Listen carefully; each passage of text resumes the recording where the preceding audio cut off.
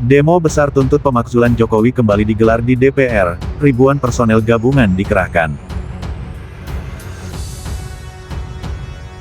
Situasi kita sekarang ini itu menunjukkan pada kita bahwa kita memasuki satu tahapan yang baru yang berbeda sekali dengan gerakan-gerakan sebelumnya ya Bung Rocky ya. Kalau sebelumnya kan memang posisi terpecah belah dan sebagainya gitu, dan kemudian kalau dulu mereka juga masih yang sering Anda gunakan istilahnya sekarang kesirap oleh Pak Jokowi gitu.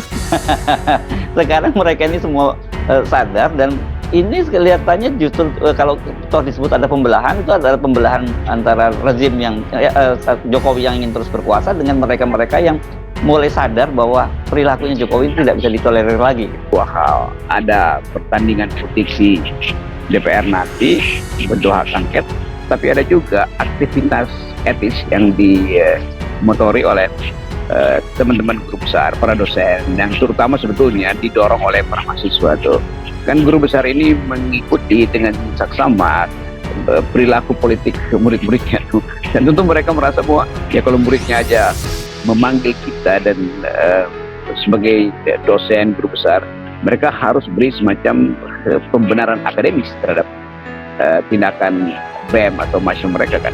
Kalau tidak akan dianggap mereka guru-guru besar ini tidak bertanggung jawab membiarkan mahasiswanya demo tapi tidak ada backup akademis. Dasar dari pemakzulan Jokowi sendiri sepertinya dari teman-teman media dan juga berita tahu bahwasannya pada saat ini pun pada saat bulan lalu ataupun tahun lalu itu sempat ada konstitusi ya, pelecehan konstitusi terkait dengan pencalonan anaknya Jokowi yaitu Gibran Rakabuming Raka, dan pada permasalahan itu pun sudah terlihat gitu loh bahwasannya memang di situ ada pelanggaran etik, dan di situ pun ketua Mahkamah Konstitusinya adalah Anwar Usman yang mana itu adalah menantunya Jokowi itu sendiri. Nah makanya dari permasalahan itu pun berlanjut hingga dengan saat ini. Tindakan etis presiden sejak awal cawe-cawenya di Mahkamah Konstitusi sampai dia menginginkan untuk jadi pimpinan koalisi, dan nanti dia bukan lagi ketua partai, bukan lagi presiden, itu menunjukkan bahwa ambisi Jokowi ini seolah nggak bisa dihentikan.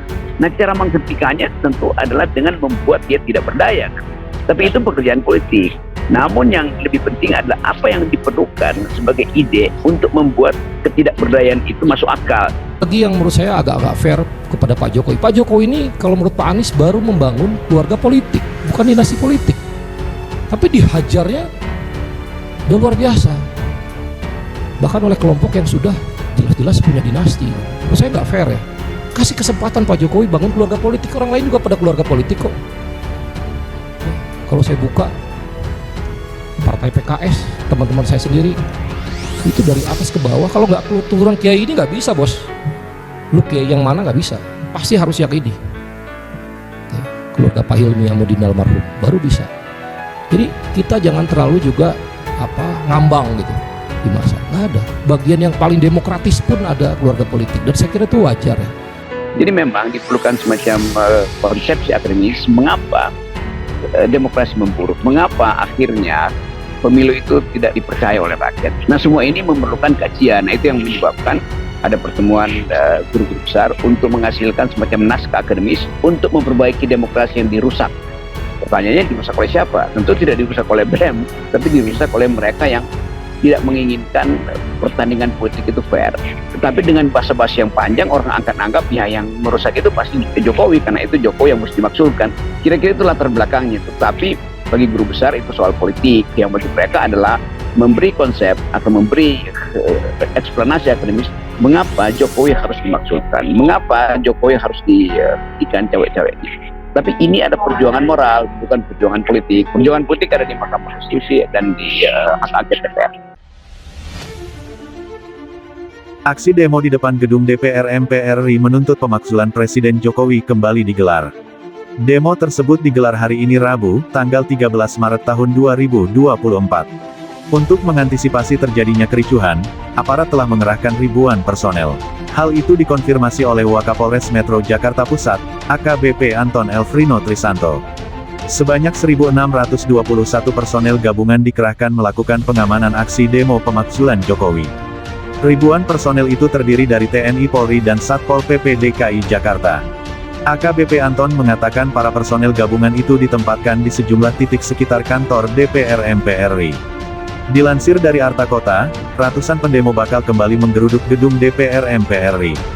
Aksi unjuk rasa hari ini, sudah kami antisipasi dengan menyiapkan sejumlah personel untuk melakukan pengamanan dan mencegah massa aksi masuk ke dalam kawasan DPR MPR RI, ucapnya. Personel yang terlibat diminta bertindak persuasif, tidak terprovokasi. Selain itu, personel diharapkan mengedepankan negosiasi, pelayanan serta humanis.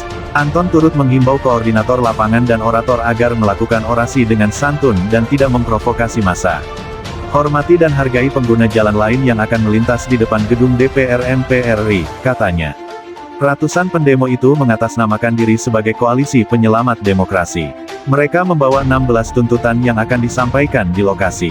Tuntutan tersebut diantaranya meminta Presiden Jokowi dilengsarkan dan diadili. Massa juga meminta agar Ketua KPU dan Bawaslu turut dilengsarkan dari jabatannya.